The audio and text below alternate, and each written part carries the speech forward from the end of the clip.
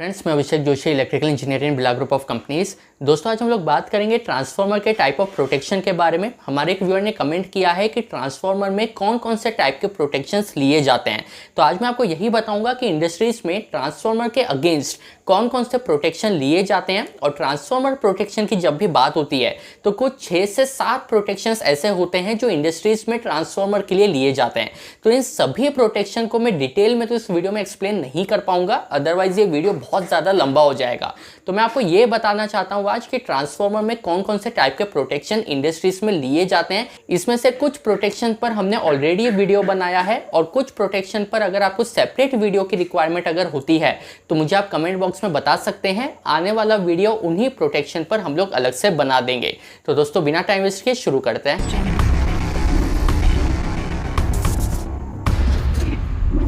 तो दोस्तों, सबसे पहला ट्रांसफार्मर प्रोटेक्शन होता है प्रोटेक्शन अगेंस्ट ओवर करंट। देखिए, चाहे आप मोटर के बारे में बात करें, चाहे आप ट्रांसफार्मर के बारे में बात करें, ओवर करंट के अगेंस्ट प्रोटेक्शन सभी केसेस में लिया जाता है। तो सबसे पहले तो आपको यह पता होना चाहिए कि आपके ट्रांसफार्मर की रेटिंग कितनी है। क्या 2.1 MVA का ट्रांसफार्मर है, 16 MVA का ट्रांसफार्मर है, 35 MVA का ट्रांसफार्मर है। ट्रांसफार्मर की जो KVA रेटिंग होती है, जो MVA रेटिंग होती है, उससे डिसाइड होगा कि आप उस ट्रांसफार्मर पर कितना % लोड दे सकते हैं। तो ट्रांसफार्मर का सबसे पहले तो आपको फुल लोड करंट कैलकुलेट करना आना चाहिए, क्योंकि जो करंट की सेटिंग होगी वो आपके फुल लोड करंट पर डिपेंड करेगी। तो ट्रांसफार्मर की MVA रेटिंग से ट्रांसफार्मर का फुल लोड करंट कैलकुलेट कैसे करते हैं, ये अगर आपको सीखना हो तो इस वीडियो को देखिएगा। इस वीडियो में मैंने कैलकुलेट करके बताया है कि ट्रांसफार्मर का फुल लोड करंट कैलकुलेट किया कैसे जाता है, किस फॉर्मूले का आपको बेसिकली यूज करना पड़ता है। तो सबसे पहले तो आप ये कैलकुलेट करेंगे। सबसे पहले आप ये पता लगाएंगे कि आपके ट्रांसफार्मर की रेटिंग कितनी है, उस हिसाब से आप ट्रांसफार्मर का ओवर करंट प्रोटेक्शन इंडस्ट्रीज में लेंगे। इसके बाद दोस्तों बात आती है अर्थ फॉल प्रोटेक्शन की। अब यहां मैं आपको ये चीज क्लियर करना चाहूंगा कि जब भी हम ट्रांसफार्मर प्रोटेक्शन के बारे में बात करते हैं तो एक रेस्ट्रिक्टेड अर्थ फॉल प्रोटेक्शन भी आता है। अब आपको यहां ये भी पता होना चाहिए कि अर्थ फॉल प्रोटेक्शन और रेस्ट्रिक्टेड अर्थ फॉल प्रोटेक्शन में क्या डिफरेंस है।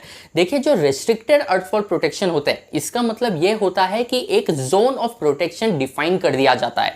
ये जो रेस्ट्रिक्टेड अर्थ फॉल प्रोटेक्शन होता है, ये अपने जोन ऑफ प्रोटेक्शन के अंदर अगर कोई फॉल्ट होता है तो ही यह प्रोटेक्शन स्कीम एक्टिव होती है, तो ही यह प्रोटेक्शन स्कीम लाइन में आती है। अगर जोन ऑफ प्रोटेक्शन के बाहर फॉल्ट एग्जिस्ट करता है तो आपका रेस्ट्रिक्टेड अर्थ फॉल्ट रिले एक्ट नहीं करेगा। अब ये रेस्ट्रिक्टेड अर्थ फॉल्ट रिले काम कैसे करता है, इसको कैसे पता चलेगा कि जोन ऑफ प्रोटेक्शन के अंदर फॉल्ट हुआ है कि बाहर फॉल्ट हुआ है, जोन ऑफ प्रोटेक्शन बोलते किसको हैं, ये सारी चीजें अगर आपको क्लियर करनी हो तो इस वीडियो को देखिएगा। रेस्ट्रिक्टेड अर्थ फॉल्ट प्रोटेक्शन पर ये सेपरेट वीडियो हमने पहले से बनाकर रखा है, जो इंडस्ट्रियल पॉइंट ऑफ व्यू से आपके लिए बहुत हेल्पफुल होगा। इसके बाद दोस्तों नंबर आता है बुकोज रिले का। देखिए, जब भी आप ट्रांसफार्मर प्रोटेक्शन की बात करेंगे तो बुकोज रिले का नाम हमेशा आपको सुनने को मिलेगा। बेसिकली ट्रांसफार्मर के अंदर जो वाइंडिंग होती है, ट्रांसफार्मर कोर पर हम लोग वाइंडिंग जो बाउंड करते हैं, तो ट्रांसफार्मर में इंटरनली जो भी फॉल्ट होते हैं, मान लीजिए 2 वाइंडिंग आपस में शॉर्ट सर्किट हो जाती है, जो नंबर ऑफ टर्न्स आप कोर पर बाउंड कर रहे हैं, ये नंबर ऑफ टर्न्स आपस में अगर शॉर्ट हो जाते हैं तो इस तरीके के जो इंटरनल फॉल्ट होते हैं उसके अगेंस्ट प्रोटेक्शन लेने के लिए हम लोग बुकोज रिले का यूज करते हैं। अब बुकोज रिले बेसिकली होता कैसा है, किस तरीके से ये काम करता है, इसको कैसे पता चलता है कि ट्रांसफार्मर के अंदर कोई इंटरनल फॉल्ट हुआ है, ये सारी चीजें अगर आपको जाननी हो तो बुकोज रिले से रिलेटेड इस वीडियो को देखिएगा। इस वीडियो को देखकर बुकोज रिले से रिलेटेड अंडरस्टैंडिंग आपकी और क्लियर हो जाएगी। इसके अलावा दोस्तों ट्रांसफार्मर में डिफरेंशियल प्रोटेक्शन को भी बहुत ज़्यादा अहमियत दी जाती है। देखिए, जो बड़े ट्रांसफार्मर होते हैं, जो हाई कैपेसिटी के ट्रांसफार्मर्स होते हैं, उनमें बुकोज रिले के साथ साथ आप डिफरेंशियल रिले भी यूज़ करते हैं। डिफरेंशियल प्रोटेक्शन भी ट्रांसफार्मर के लिए यूज़ किया जाता है। अब यहाँ पर 2-3 सवाल आते हैं। पहला तो ये है कि डिफरेंशियल रिले काम कैसे करता है, डिफरेंशियल प्रोटेक्शन बोलते किसको हैं। दूसरा सवाल ये भी आता है कि अगर बुकोज रिले हमने ऑलरेडी लेकर रखा है तो उसके साथ आपको डिफरेंशियल रिले लगाने की रिक्वायरमेंट ही क्यों है। बुकोज रिले लगाया है तो डिफरेंशियल प्रोटेक्शन अलग से आप क्यों ले रहे हैं।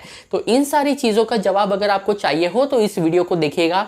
इस वीडियो में मैंने इस चीज़ को एक्सप्लेन किया है कि बुकोज रिले अगर लगा हुआ है तो भी आपको डिफरेंशियल प्रोटेक्शन की रिक्वायरमेंट क्यों है, और डिफरेंशियल प्रोटेक्शन पर एक सेपरेट वीडियो भी हमने बनाकर रखा है। उसे अगर आपको देखना हो तो इस वीडियो को देखकर आप डिफरेंशियल प्रोटेक्शन से रिलेटेड पूरी अंडरस्टैंडिंग अपनी क्लियर कर सकते हैं। लेकिन आपके लिए इस वीडियो के पॉइंट ऑफ व्यू से ये चीज चीज़ जानना ज़रूरी है कि ट्रांसफार्मर में डिफरेंशियल प्रोटेक्शन भी लिया जाता है और जो बुकोज रिले के अगेंस्ट प्रोटेक्शन है वो भी लिए जाते हैं। जो छोटे ट्रांसफार्मर्स होते हैं, कम कैपेसिटी के ट्रांसफार्मर्स होते हैं, उनमें आपको डिफरेंशियल रिले देखने को नहीं मिलेगा, डिफरेंशियल प्रोटेक्शन देखने को नहीं मिलेगा। वहां आपको सिर्फ बुकोज रिले पर ही रिलाई करना पड़ेगा। पर जो बड़े ट्रांसफार्मर्स होते हैं, पावर ट्रांसफार्मर्स होते हैं, वहां बुकोज रिले के साथ साथ डिफरेंशियल प्रोटेक्शन भी हम लोग लाइन में लेते हैं। इसके अलावा दोस्तों जो ट्रांसफार्मर्स होते हैं, ट्रांसफार्मर का ऑयल टेम्परेचर और वाइंडिंग टेम्परेचर की भी रेगुलर मॉनिटरिंग की जाती है। आपको इस चीज़ की मॉनिटरिंग करनी होती है कि ट्रांसफार्मर के अंदर आपने जो ऑयल फिलअप करके रखा है, इस ऑयल का टेम्परेचर एक लिमिट से ज़्यादा नहीं जाना चाहिए और ट्रांसफार्मर की जो वाइंडिंग है, वाइंडिंग का टेम्परेचर भी एक लिमिट से ज़्यादा नहीं बढ़ना चाहिए। देखिए, ट्रांसफार्मर पर आप जैसे लोडिंग बढ़ाते जाएंगे, ट्रांसफार्मर पर जितना ज़्यादा लोड आप पुटअप करते जाएंगे, उतना ही ट्रांसफार्मर का वाइंडिंग टेम्परेचर बढ़ेगा, उतना ही ट्रांसफार्मर का ऑयल टेम्परेचर भी बढ़ेगा। अब आप ट्रांसफार्मर का वाइंडिंग टेम्परेचर और ऑयल टेम्परेचर की कंटिन्यूस मॉनिटरिंग तो नहीं कर सकते, क्योंकि इंडस्ट्रीज में कोई 2, 4, 5 ट्रांसफार्मर्स नहीं होते, बहुत सारे ट्रांसफार्मर्स अलग अलग यूटिलिटी के लिए लगे होते हैं। तो इसीलिए हम लोग ऑयल टेम्परेचर इंडिकेटर और वाइंडिंग टेम्परेचर इंडिकेटर का भी यूज करते हैं।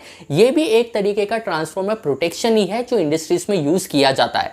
तो OTI और WTI को देखते कैसे हैं, इसकी लिमिट इंडस्ट्रीज में कितने पर रखी जाती है, ये सारी चीजें अगर आपको पता करनी हो तो इस वीडियो को देखिएगा। इस वीडियो में मैंने प्रैक्टिकली बताया है कि इंडस्ट्रीज में ऑयल टेम्परेचर की लिमिट कितनी होती है, वाइंडिंग टेम्परेचर की लिमिट कितनी होती है, कैसे आप ये देखते हैं कि सेटिंग कितने पर है और एक्चुअल में टेम्परेचर कितना चल रहा है। ये सारी चीजें उस वीडियो में हमने कवर की है। इसके अलावा दोस्तों ट्रांसफार्मर प्रोटेक्शन में एक PRV भी होता है, जिसे प्रेशर रिलीफ वाल्व भी कहते हैं। प्रेशर रिलीफ वाल्व बेसिकली इसलिए लगाया जाता है कि ट्रांसफार्मर के अंदर जब भी कोई इंटरनल फॉल्ट होता है तो ट्रांसफार्मर ऑयल डीकंपोज होकर गैस फॉर्म करता है। अब अगर ट्रांसफार्मर के अंदर का प्रेशर बहुत ज़्यादा बढ़ जाता है और उस प्रेशर को रिलीफ होने के लिए, रिलीज होने के लिए पाथ नहीं मिलता, तो उस केस में आपका ट्रांसफार्मर टैंक पूरी तरीके से कोलैप्स हो सकता है। तो इसलिए हम लोग ट्रांसफार्मर में प्रेशर रिलीफ वाल्व लगाते हैं, जो इस तरीके के कंडीशन से ट्रांसफार्मर को प्रोटेक्शन प्रोवाइड करता है। अब ये प्रेशर रिलीफ वाल्व लगा कहाँ होता है, किस तरीके से ये काम करता है, ट्रांसफार्मर का कितना प्रेशर अगर बढ़ जाए तो उस पर प्रेशर रिलीफ वाल्व वर्क करता है, ये प्रेशर इंडस्ट्रीज में कितना रखा जाता है, ये सारी चीज़ें अगर आपको जाननी हो तो इस वीडियो को देखिएगा।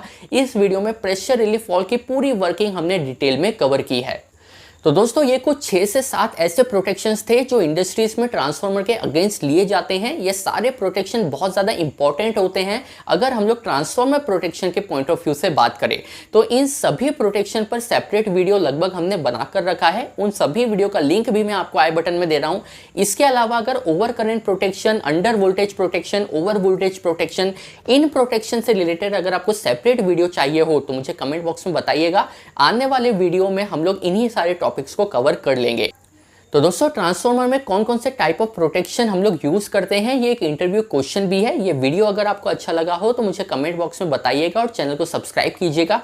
मैं आपसे मिलता हूं कल ऐसे एक इंटरेस्टिंग टॉपिक के साथ, तब तक अपना ध्यान रखिए। Good bye.